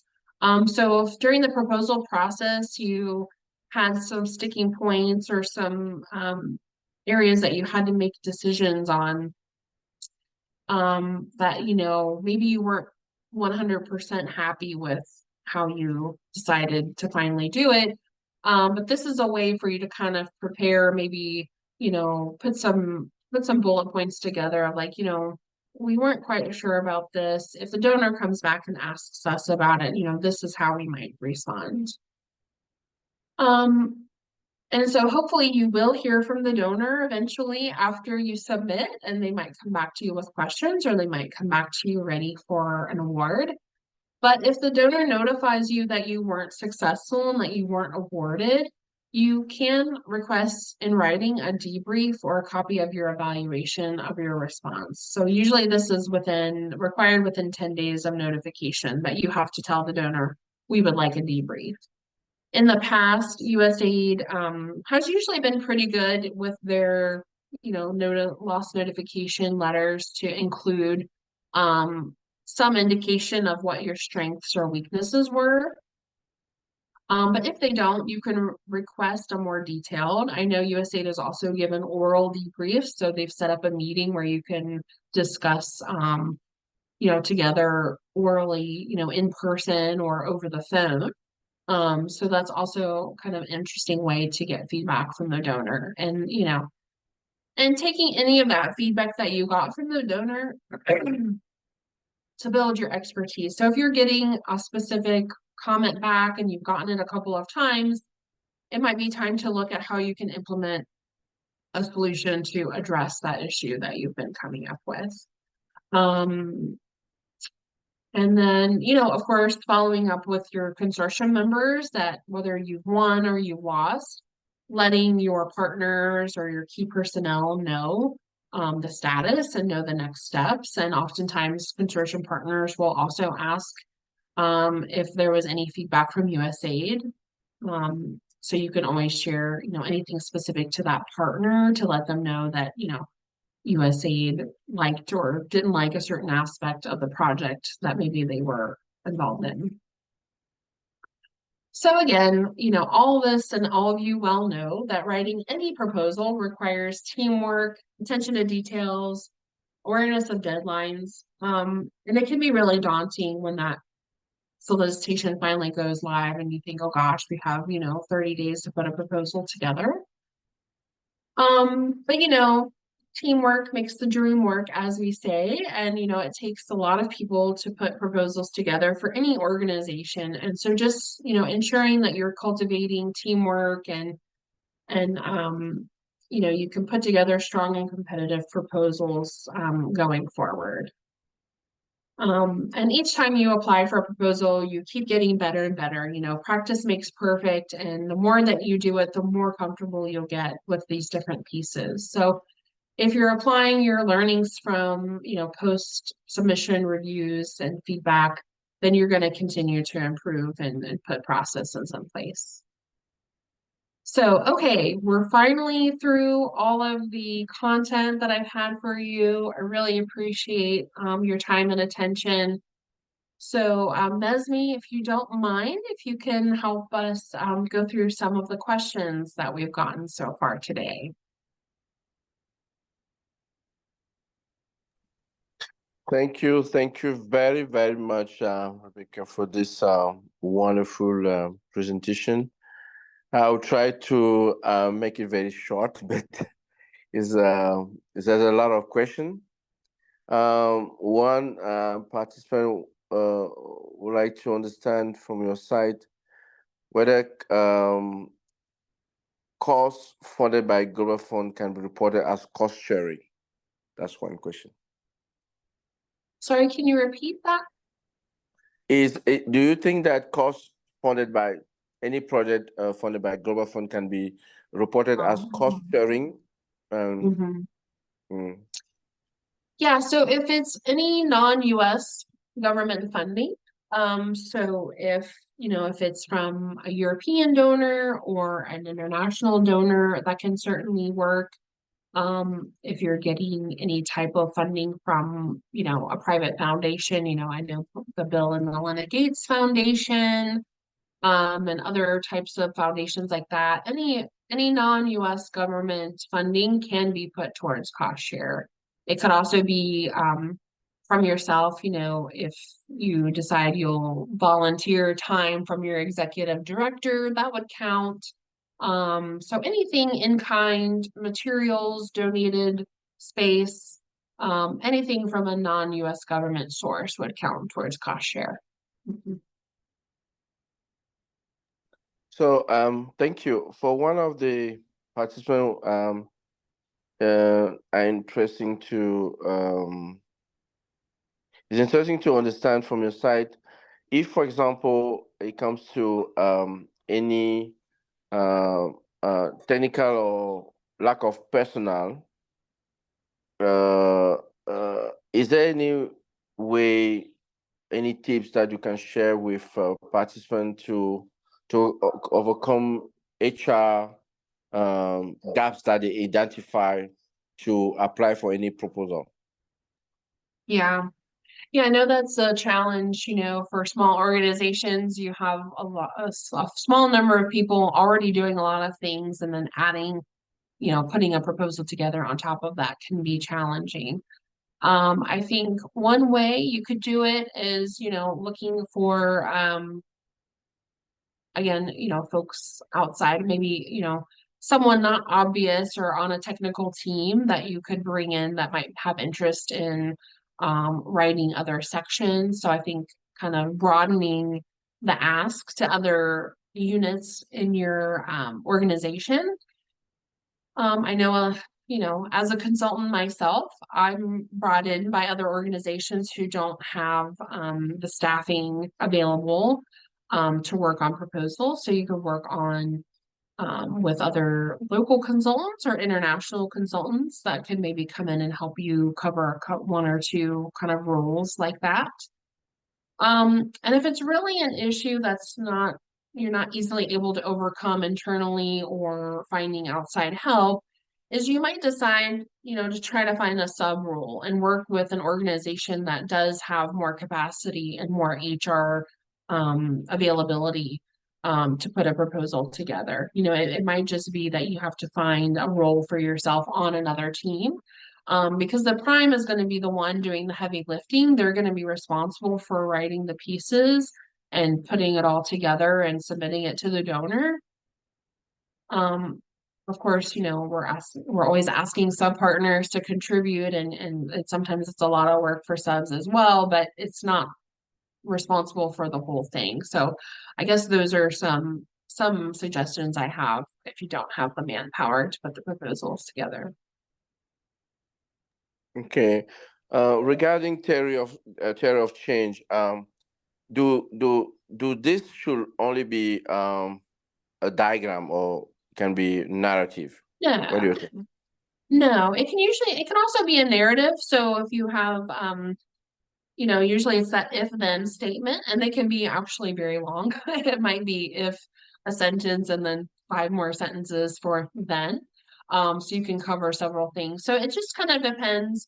I think oftentimes they're maybe a bit easier to read when they're in a diagram or when they're presented as a visual, because you can kind of follow, shapes and the motion of where you're going. But, it just kind of depends on what you have room for and what's required. But yeah, there's several different examples on the USAID website. So if you go to work with USAID, you can find several different examples, and some of them are narrative. Yeah. So for the logistic model or result framework, or is a requirement for conceptual note or something that only can be added in the full proposal? Is it any guideline you can share with participants? Yeah, so I think it again depends, and this person's very right that oftentimes USAID is asking for concept notes or concept papers before asking for full proposals. And I think it is important even in that concept note, because that's maybe they're 10 pages long, but that's where you have to kind of show very clearly what your theory of change is and how you would achieve results. So I think even in concept notes, they're looking to see what your theory of change is or how you're going to respond to the results framework. It's just going to be much shorter, but again, that's where a visual might make sense instead of narrative, if that can help save you some space and say, a picture is worth 1,000 words, as they say. So sometimes having a visual is more effective than writing out a long narrative, and that could help a lot in a shorter concept note. So for the subprime partnership relationship, do you think that what is applicable for local organization as local NGO is also something that should be required for community-based organizations which are more smaller? Sorry, can you repeat that? Do you mean that the Yeah, requirements are the same? yeah. So Mhm. someone is interesting to understand from your side whether the minimum requirement in sub and prime relationship Oh. when it comes Mhm. to local NGOs, or are the same requirement for community-based organization, which we basically which are basically a small organization than local NGO. Mhm, mhm. Mm. Yeah, I think USAID is usually making the requirements about the same. And that I know that's challenging because it's a lot of work regardless. But yeah, I think with some um solicitations that are geared for locals only, I think and I hope, and you can probably tell me if they've reduced any of the requirements, but I think they're generally about the same. And I think the requirements, for receiving US government fundings, being registered in SAM.gov, having your UEI number and things like that are still required as well. So I think again, if you're finding these requirements to be onerous or too much, I think it's another topic that local implementing partners can advocate for themselves with USAID, and letting USAID know that the requirements are too much, or they're putting a burden on partners. USAID is wanting to work with new and local partners, and I think any advocacy or letting them know that something's onerous or burdensome and is preventing you from applying or participating would be good for them to know. Mhm. So regarding the de minimis increase to 50%, is it applicable for only new application, or also something that can be extended for previous, award that are ongoing? That's a good question. I'm not sure. I mean, I'm sure, whether you've applied before, if you're applying for a new program, whether you're a new or old partner, you can use the 15%. I don't know how that would apply to a current ongoing project. Let's say you're in year 2 and you're going into year 3, if you can increase that. I'm not sure about that. And that would probably be a question for either your prime or your contracting or agreement officer at USAID to understand how this change would impact any current programming. But I'm not sure about that. So one participant is questioning the fact that some prime are hesitant to apply the indirect cost rate for sub partner. What is your guidance? What do you think in terms of whether the indirect cost is applicable for sub and prime partner? Well, a prime cannot dictate to your organization whether or not you can use de minimis. So I would encourage you might have to educate your prime partner about that. I mean, every organization is permitted and should be recovering their indirect costs. So if that's, de minimis is how your organization does that. It's really not about them allowing you to or not. You build it into your budget. Now, if they're giving you pushback, then, like I said, you might have to educate them and let them know that, you can recover your indirect costs. And that's the way that USAID has allowed you to do that. I guess that's my only advice. but you should be building that into your budget and advocating, and if you need to escalate it up to, you know, other members of the organization to understand, then I would definitely recommend you to do so. Mhm. With regard to salary, in the proposal, is there any tips that you can share with participants to ensure that what based on the skill and experience and job profile between sub and prime, is there any rules that can guide the negotiation and as we talk about salary? Yeah, I'm not an expert in this by any means at all. I think there are different market surveys that are available. Like I mentioned, Birches is one organization that I think most INGOs use. And I think they would be available for different countries. But you could, I think definitely, you know, working with your HR staff, and then maybe even, you know, working with other local implementing partners that maybe you work closely with, or, you know, anyone that you might have a community of practice with, or, you know, to share, you know, and understand. Because I think especially with salary, it does take understanding what other organizations are doing and how they're handling it, and kind of as a group, you know, deciding to kind of come together and say, you know, this is our salary scales, this is how we're handling this.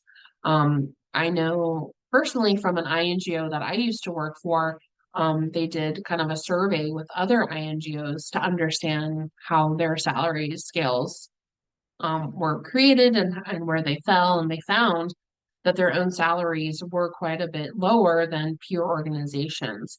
So I think, you know, asking, you know, if other organizations are willing to share, but I think it does take some collective action on this aspect to make sure that your staff are being paid at a fair market rate.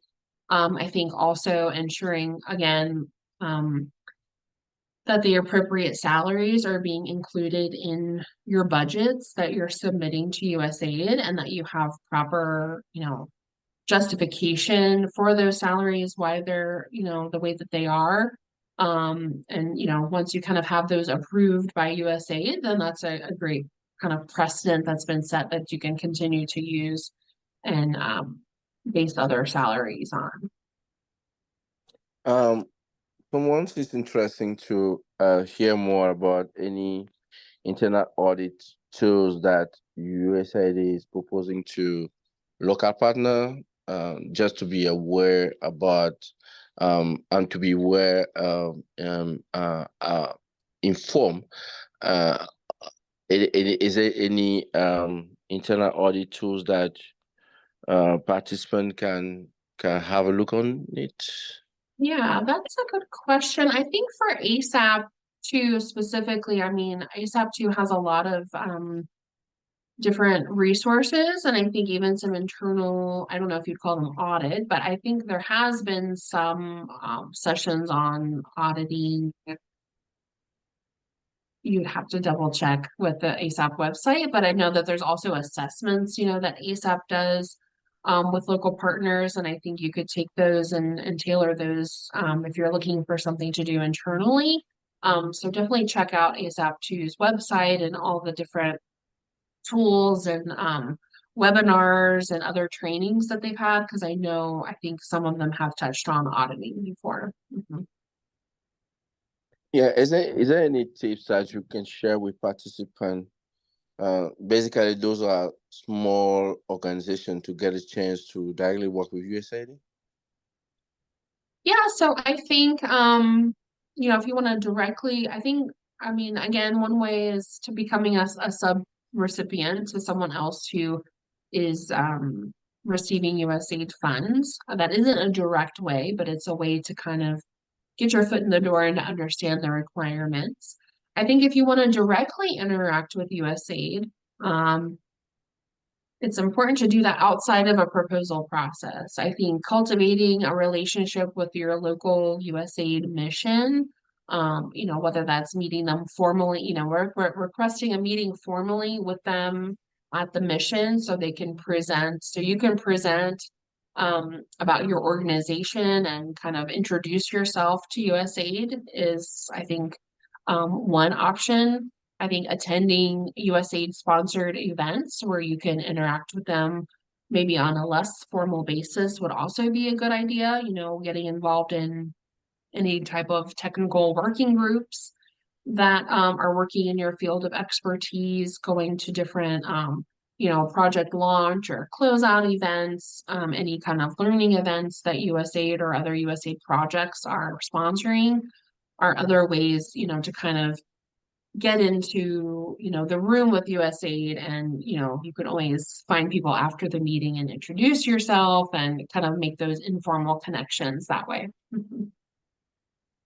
How can we retrieve our SamGov details or number, because it's already giving us for some of participants some issue to retrieve it. Oh, to get registered in sam.gov. Yeah, to retrieve Ah. the SamGov detail.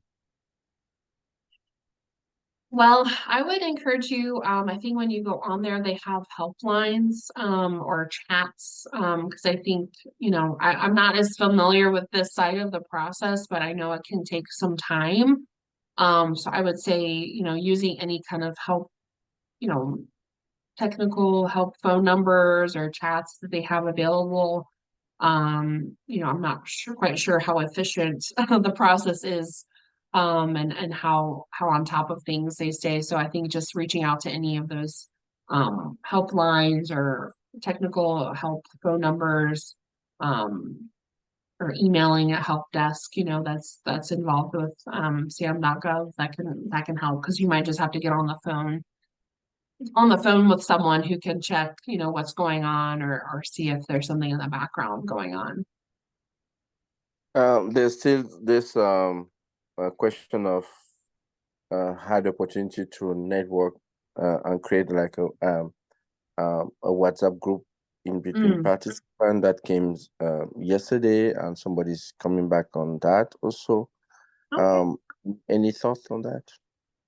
Yeah, I think that's great. I think, you know, local implementing partners like yourselves, you know, you have unique challenges that, you know, someone like me, you know, I've worked at INGOs and I've been doing business development, but I'm kind of on this, you know, this side of things. So I think having a WhatsApp group or joining the communities of practice that ASAP to sponsors and keeps going is also a good idea. I know you all work for different organizations and you might be competitors or competing against each other for funding, but at the end of the day, I think as much as you can share information and troubleshoot any challenges or issues or share how you've overcome challenges, will really help the community as a whole. So I think that's great that you're creating that WhatsApp group. Any idea that you can share with participants in regard to how they can reposition themselves, being for some years top recipients, managing a certain number of funds from USAID? How can they? What are the steps that they need to really address to be prime? The idea here is to move from sub to be prime. The path for prime is something that some participants are really interesting, basically for those who have been for some years sub recipients. Yeah. So I think anytime you can work with a prime or you can come to an agreement or understanding about, you know, maybe a transition, you know, like we talked yesterday, you know, many USAID solicitations want international partners to transition to local partners. And this could be on a variety of technical areas. So I think keeping your eye out for those types of opportunities and having relationships with the INGOs so that they know your organization and they know that you could be a potential organization that they could help transition to a prime. And a lot of times that involves, you know, capacity capacity support and development during the life of the project. So I would definitely think about that. Um, you'd also want to make sure, again, using ASAP to resources and resources from USAID to make sure that you have systems and processes and policies in place that make you qualified to receive prime funds from USAID. The requirements for a subpartner are a bit different from a prime partner where you're, responsible for the management of all the funds and all the different aspects of the project. So I think internally making sure that you have everything in place and then, bidding on, one of these locals only opportunities where they have geared them towards a local partner. And oftentimes they say, they're looking for new partners. They're looking for different partners than who they've been working with already. And I think another thing you could do is, again, meeting with USAID, making yourself known to USAID either formally or informally, and even going to USAID and asking them, what they think would help or how, maybe things that you should do to position yourselves for funding. I think going straight to the donor to understand, if they have different priorities or have different things that they're specifically looking for, because on our side, we can, look through the different policies and, we can kind of read the tea leaves to, try to understand what the donor wants, but sometimes going straight to the donor and introducing yourself and building a relationship with them so that they know, they'll recognize your name when it comes through on a proposal, that can be also really helpful. Yeah, that's very interesting. But I also think that people need to really go to work with USAID link that you shared yesterday. Yes. Yeah. So they can have a look on that, and then they will be they can double check and see how they can position themselves as you highlighted yesterday. One of the things that someone's comment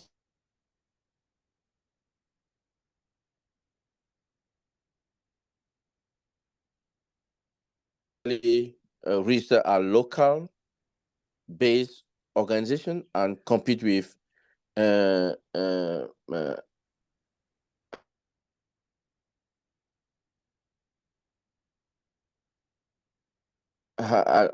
compete with other. It looks for this person that is, how fair is this in terms of when it comes to for international organization being reached local and for local organization per se. So I think it's a comment that's I don't know what's your thought on that. You mean like local organizations competing with INGOs for the same funding? Yeah, meaning that local organization and compared to international organizations that are registered as local organizations, just to compete in some countries. I imagine this is a comment from one participant. I think that this is something that I wanted to share with you. What are your thoughts on this? Yeah, I think it's definitely challenging. Of course, INGOs have a lot of resources and they'll have whole business development teams and, any number of resources that they can call on. But I think, again, I think USAID and PEPFAR are trying to, help local partners to achieve these, projects again, mandating transition to local partners during projects. Again, with CDC bids, adding extra points for local organizations. So I think, and I think there's just a general, desire and with the recent policies from USAID of wanting to get more funds directly to local organizations. So I think, USAID is putting in place with our staff, think about, working with new partners, not making past performance with USAID as much of a criteria. I think I've seen a lessening of USAID actually asking for past performance, because of course, if you've never worked with USAID before, you don't have that track record to, to go towards a potential evaluation criteria in a proposal. So I think USAID is even decreasing the importance of past performance a lot of times in certain proposals, because you can see like it's really just, the evaluation criteria might really just be based on your technical approach and your staffing, and not really factoring in other capacity as evaluation criteria. So, and again, I think continuing to advocate with USAID, if there are parts of the proposal process, again, that feel burdensome or onerous or not as easy for local partners to achieve versus an INGO, I think you can also continue to advocate with USAID on that directly. Okay, so I think we are almost done with Q&A, and I think that most of the comment is from participants is really to appreciate your insight and overview of this guide.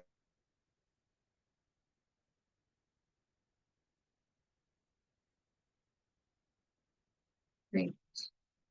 Sorry, Mesby, you cut out there, but yeah, that's all the end of the questions and answers. I really appreciate everyone's time. I think Fikri has provided the link to the ASAP resources there in the chat. So again, this presentation and all the other webinars, manuals, all the other pieces that Catherine mentioned at the beginning of the session can be found on the ASAP website. So I really encourage you to go and explore the website and see what can be helpful for you all. And I think when we have an end of training feedback survey, we really appreciate your input to understand if this was helpful, if you've participated previously, and if there are other resources that you found helpful. I know this is good for the ASAP team to know as they're closing out the project. So thank you all so much for your time and attention over the last couple of days.